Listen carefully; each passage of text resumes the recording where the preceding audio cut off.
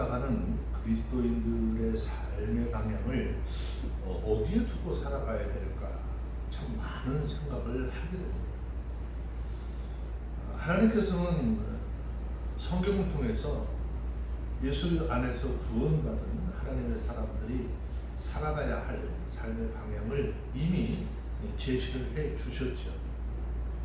하지만 우리들은 하나님께서 제시해 주신 그 길보다 내가 생각하고 또 내가 판단해서 옳은 길 또는 유익이 되는 길이라고 생각하는 그 삶의 길을 걸어가고 있습니다.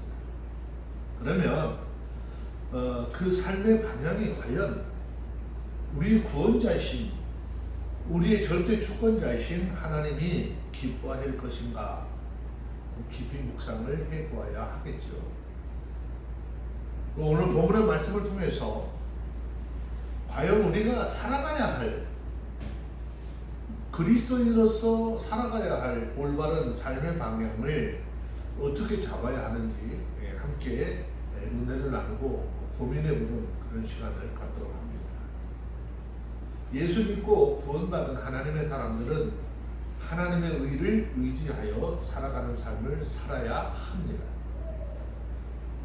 전도서 7장 16절 말씀해 보면 지나치게 의인이 되지 말며 지나치게 지혜자도 되지 말라 어찌하여 스스로 배만케 하겠느냐라고 했습니다. 자, 여기서 지나치게 의인이 된다라고 하는 이 말씀은 문자 그대로 의를 추구하는 삶을 사는 것을 반대하는 그런 말이 아닙니다. 자, 이러한 본문에서 말하는 의인이라고 하는 것은 세상에 아주 없다라고 하는 성경의 사상에 기초한 것이죠. 즉 다시 말씀을 드리면 성경을 통해서 우리에게 말씀하시기를 세상에는 의인이 없어 하나도 없다라고 말씀하셨죠.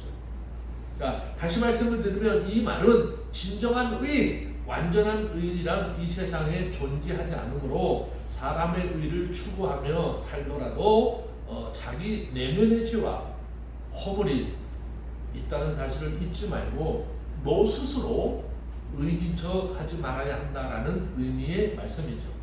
물론 그리스도인으로서 하나님의 뜻대로 의로움과 거룩함을 나타내고자 노력하는 삶은 그리스도인으로서 아주 당연한 삶의 자세이겠죠. 그렇지만 그것은 불완전한 인간이 하나님께 보일 수 있는 최소한의 성의일 뿐이지 그 자체가 구원의 근거가 된다거나 자신의 공로가 될 수 없는 것이죠. 왜냐하면 인간이 스스로 자신의 힘으로 행할 수 있는 의롭다라고 하는 것은 지극히 상대적이거나 내지는 불완전한 것이기 때문입니다. 그런데도 사람들은 종종 자기의 의로운 일을 행하고 자기 나름대로 생각하기에 이 일이 의로운 일이라고 생각할 때에 잘했다고 칭찬을 받을 만한 일이라고 생각을 하면 그 일에 대해서 사람들에게 자랑을 늘어놓기도 하죠. 또 어떤 경우에는 자신들이 그러한 삶을 통해서 자신을 스스로 구원할 수 있다라고 생각하기도 합니다. 그 대표적인 실례가 예수님께서 사역을 할 당시에 다른 사람들은 다 죄인이고 오직 자신들만 얻었다고 생각했던 바리새인들이죠. 이 당시 바리새인들은 그렇게 생각할 만한 이유가 있었어요.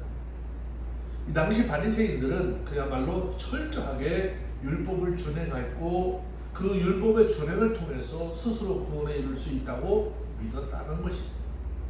자, 그래서 그들은 하나님의 율법을 지키고자 준행해서 십계명으로 주신 그 말씀, 즉 하나님이 주신 십계명으로 부족하고 또 그래서 이것 이외에 더 지켜야 될 것들이 있어야 된다라고 해서 자기들 스스로 나름대로 더 늘려서 많은 것이 613가지나 되는 실천 강령들을 만들어서 그것을 하나하나 그야말로 조목조목 실천해 나가는 길로 자신들을 수행해 왔습니다. 자, 이들의 이와 같은 철저한 율법의 준행은 다른 사람들이 보기에 자신들이 아주 대단해 보이고 참으로 구원받은 사람으로서 의인이라고 할 만하다고 여겨질 정도로 특별한 것이었다라는 것이죠. 그래서 그들은 자신들의 신앙적 기준으로 사람들에 대해서 의인과 또는 악인으로 구분하고 판단해서 정죄하는 일을 서슴지 않았다라는 거지. 그러나 그들이 가지고 있는 너무 중요한 사실들을 잃어버리고 있었다는 것이죠. 그것은 그들이 무엇을 행하든지 그 본성 자체는 죄로 오염되고 부패한 인생이라는 사실입니다. 또 그들이 내세우는 의리는 우리의 절대 주권자시오 완전한 의를 지니신 하나님의 관점에서 보면 그야말로 벌레만도 못한 추한 것들이죠. 자, 우리들은 성경에서 한 사람을 좀 찾아보아야 하는데 그 사람이 바로 욥이라는 사람이죠. 하나님께서 욥을 향하여 말씀하시기를 욥기 1장 8절에 보면 여호와께서 사단에게 이르시되 내가 내 종 욥을 유의하여 보았느냐 그와 같이 순전하고 정직하여 하나님을 경외하며 악에서 떠난 자가 세상에 없느니라 라고 하셨어요. 자, 이렇게 하나님께서 그의 신앙, 그의 믿음을 인정한 욥조차도 하나님을 대면하자 자기가 죄 가운데 입을 다물고 회개할 수밖에 없는 존재라고 고백하는 것을 우리는 확인할 수 있는 것이죠. 여러분, 우리 자신이 스스로 우리가 생각할 때 자신의 삶이 다른 사람보다 조금 아주 작은 부분 선하고 의롭게 산다라고 해서 자기의 일을 주장하는 것은 너무 어리석은 것입니다. 그런 삶은 하나님 앞에서 껍데기인 것이고 가식적이고 부분적이고 상대적인 것에 지나지 않는 것이죠.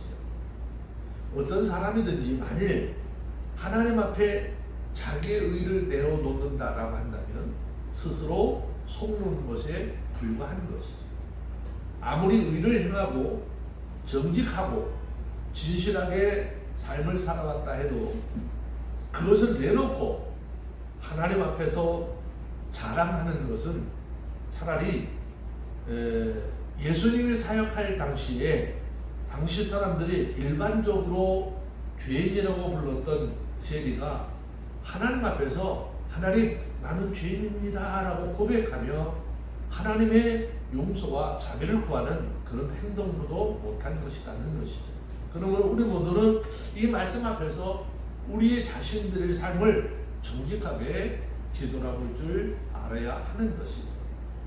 그동안 남보다 좀 더 정직하게 살지 못하면서 또 조금 더 의롭게 살지도 못했으면서 자신의 삶이나 자신의 행동은 아주 의로운 것처럼 여기면서 때로 얼마나 많은 사람들을 정죄하고 그 사람들의 마음을 상처를 입히고 고통을 주었는지 살펴보시고 회개하는 은혜가 있어야 하는 것이죠.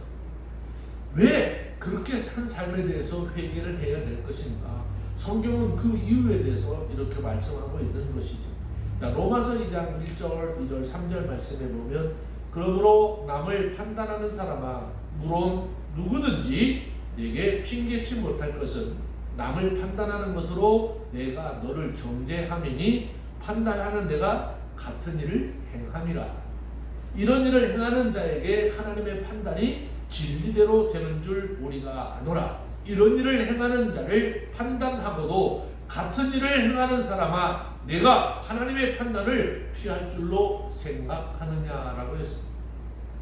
그러므로 하나님 앞에서 어떤 사람에 대해서 정죄하고 흉을 보고 그 사람의 삶을 책잡는 그 삶이 하나님 보시기에 얼마나 어리석고 무지한 삶인지 깨달아야 하는 것이죠.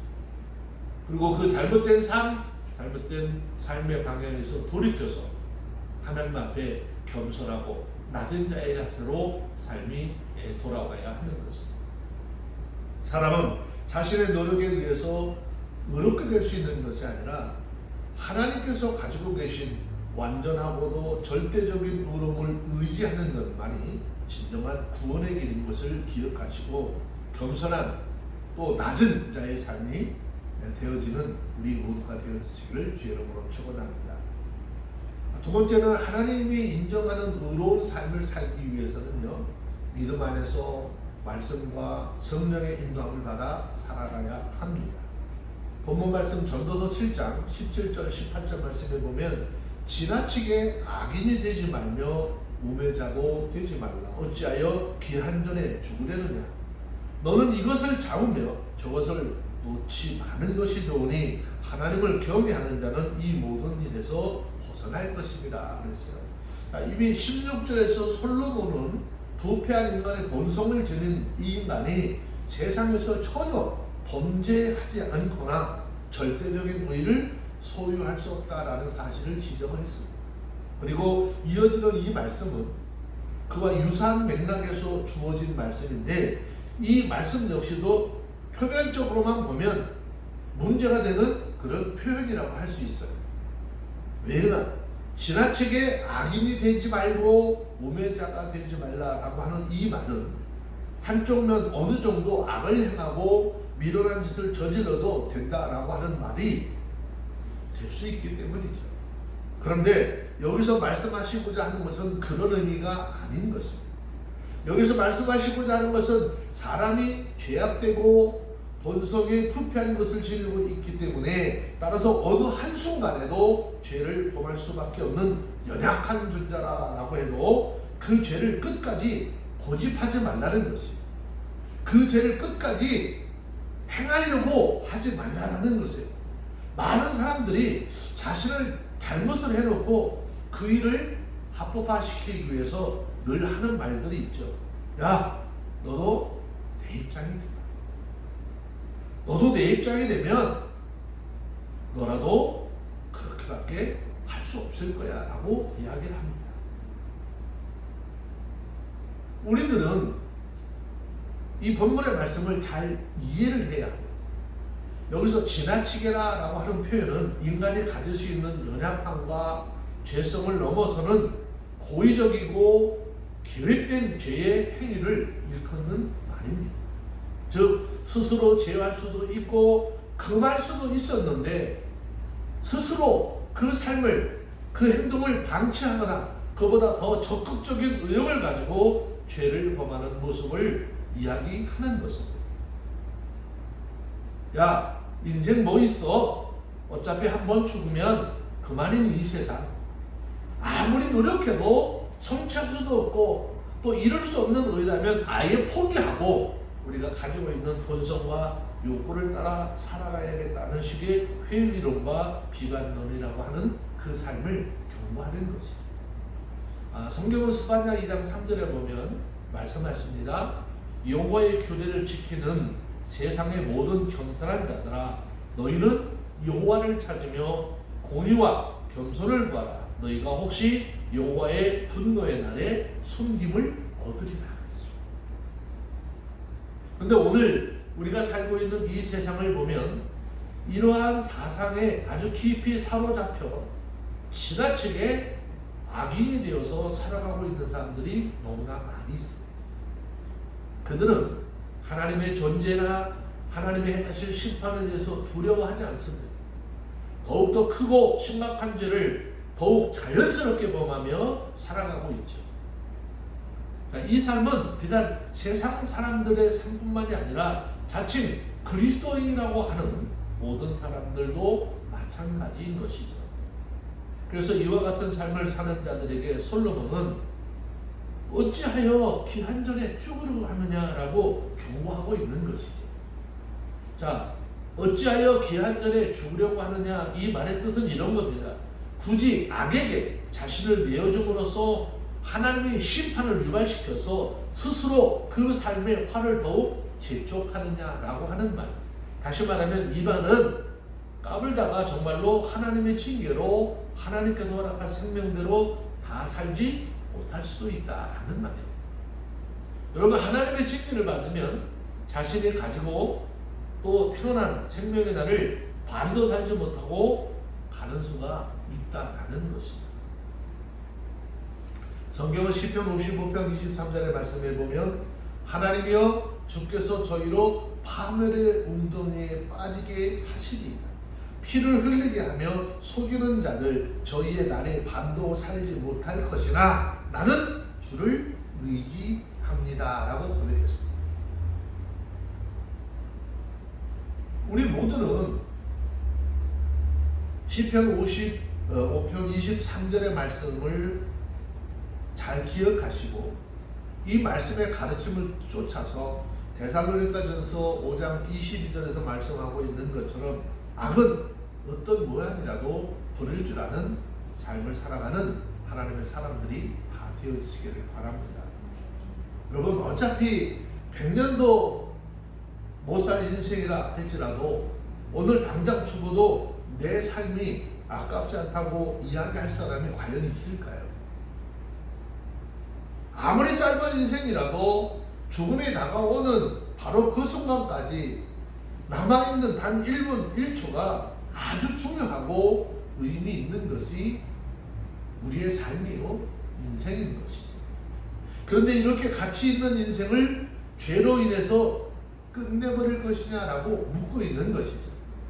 또 많은 사람들이 말하기를 의롭게 살거나 악하게 살거나 인생은 한번 죽으면 그만이지 이렇게 이야기합니다.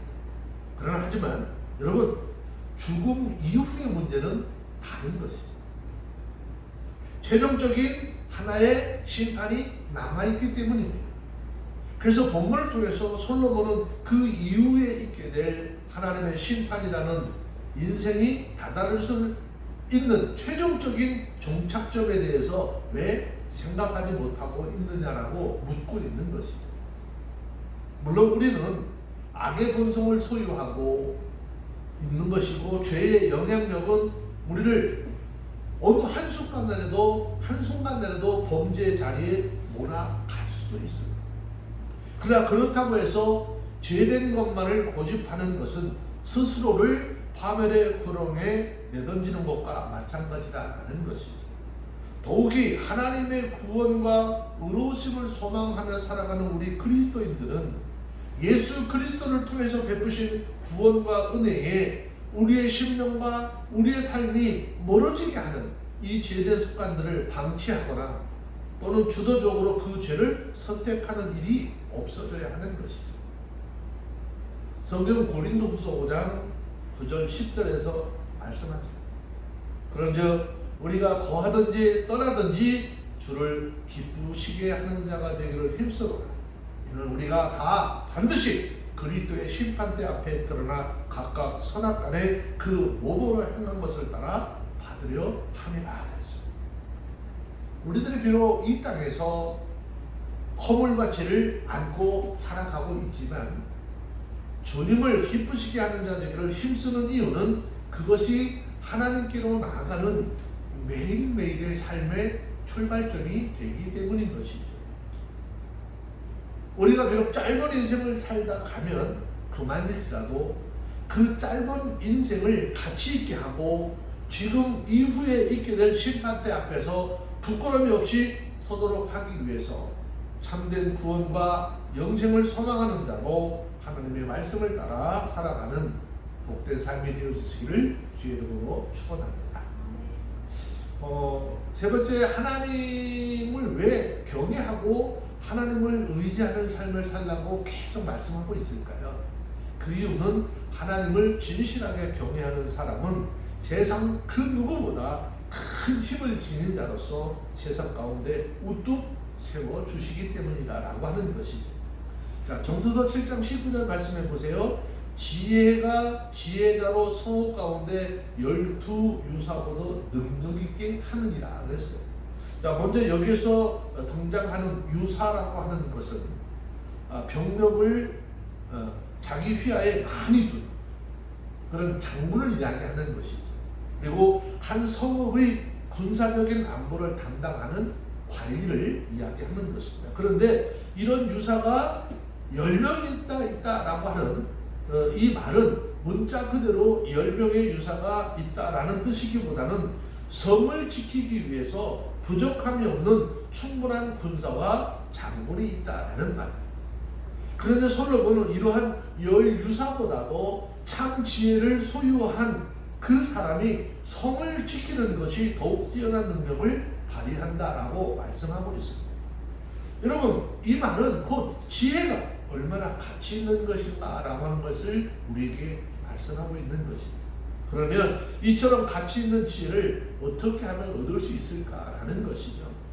자, 여기에 대해서 성경은 시편 111편 10절에서 여호와를 경외함이 곧 지혜의 근본이라 그 계명을 지키는 자는 다 좋은 지각에 있나니 여호와를 찬송함이 영원히 있으리로다 그랬습니다. 자, 무슨 말입니까? 바로 하나님을 경외할 때 비로소 그처럼 가치 있고 보배로운 지혜를 소유하게 된다라는 말씀인 것이죠. 이러한 지혜는 단순히 지적인 면에서 사람을 특별하게 하는 역할만 수행을 하는 것이 아닙니다. 이것은 오늘 말씀에서 증거하고 있는 것처럼 이 지혜를 소유한 사람으로 하여 어떤 일이나 어떤 환경에서도 강하고 흔들림이 없는 삶, 복되고 아름다운 삶을 살도록 이끌어 준다는 것이죠.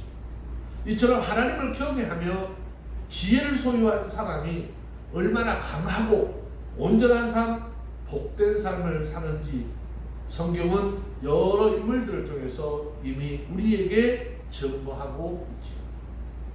자, 그 안에서 그 대표적인 한 사람을 좀 찾아보면 바로 형들의 시기로 인해서 애굽 땅에 종으로 팔려갔던 요셉의 삶을 생각해 볼 수 있죠. 여러분, 요셉의 삶을 한번 깊이 생각해 보세요. 욥이 그 당시에 가진 것이 무엇이었을까? 기껏 그는 애굽에 팔려온 노예의 신분이었고, 또 노예 중에서 그 주인의 아내를 강간하려다가 붙잡혀서 감옥에 갇힌 죄수로 그 손에 아무것도 없는 그야말로 비참한 빈털터리였습니다. 자, 사람들의 시각으로 보면 요셉이 가진 것이 있다면 부끄러운 오명, 그 손과 발을 메고 있는 쇠고랑이, 또 제수복이 전부였습니다. 그렇지만 그는 하나님의 인도하심을 입어서 하루아침에 애굽의 총리로 등극을 하였고, 그의 말이 없이는 어느 누구도 함부로 수족을 놀릴 수 없을 만큼 막강한 권세를 얻게 되었습니다. 그리고 그 권세는 며칠이나 몇 년으로 끝나지 아니하고 젊은 청년 시기로부터 그 임종시까지 계속되었습니다. 또 그의 탁월한 업적은 그 시대뿐만이 아니라 무수한 시대를 거쳐서 기록되고 있는 것이죠. 도대체 무엇이 그로 하여금 이처럼 놀라운 지위에 앉게 하고 놀라운 능력을 소유한 자로 삶을 살게 할 것인가? 그것은 다른 어떤 것도 아니고 하나님을 경외함과 또 하나님을 의지하는 그의 삶에서 비롯된 것이라는 것입니다. 자, 이런 사실은 창세기 41장 38절로 39절에 보면 요셉을 그 자리에 앉게 한 애굽의 왕 바로 그 사람이 다음과 같은 증언을 했어요. 뭐라고 했느냐? 이와 같이 하나님의 신이 감동한 사람을 우리가 어찌 얻을 수 있으리요? 하나님이 이 모든 것을 내게 보이셨으니 너와 같이 명철하고 지혜 있는 자가 없더라 그랬어요. 이것이 하나님을 경외하는 사람의 삶이 만들어낸 아름다운 역사인 것이죠. 하나님을 경외하는 자에게 주어진 지혜가 지닌 위대함인 것입니다. 그러므로 오늘 우리 모두 하나님을 경외함에 있어서 오는 참된 지혜를 소유하는 하나님의 사람들이 다 되어지시길 바랍니다. 그렇게 해야 우리들은 세상의 그 어떤 것보다 어떤 사람들보다 가치 있고 복된 존재로 삶을 살아갈 수 있는 것입니다. 정녕 저와 여러분들이 이 말씀을 올바로 깨닫고 여호와 하나님을 경외하기를 실천하는 삶을 살아가기를 원합니다. 그래서 신명기 28장 1절에서 말씀하신 것처럼 내가 내 하나님 여호와의 말씀을 삼가 듣고 내가 오늘날 내게 명하는 그 모든 명령을 지켜 행하면 내 하나님 여호와께서 너로 세계 모든 민족 위에 뛰어나게 하실 것이라 라고 하는 이 약속의 말씀처럼 모든 민족의 모든 가족들, 모든 친척들 위해 뛰어난 인생, 하나님께서 베푸시는 영광과 존귀로 충만한 삶을 살아가는 우리 모두가 다 되어지시기를 주의 이름으로 축원합니다. 기도하겠습니다. 하나님 감사합니다. 주님의 은혜로 이 한 시간도 주님께서 주시는 지혜와 주님께서 주시는 귀한 믿음의 삶을 살아가기를 소원합니다. 주님께서 우리 모두에게 하나님을 경외하는 귀한 믿음의 삶을 살 수 있도록 하셔서 우리의 믿음의 삶, 소망 안에서 사는 삶의 방향을 어떻게 맞추고 어떤 길을 걸어가야 될지 깨달아 알게 하여 주시고 그 믿음의 길에서 떨어지지 않도록 붙잡아 주시옵기를 생명의 능력 되신 예수님의 이름으로 기도합니다. 아멘.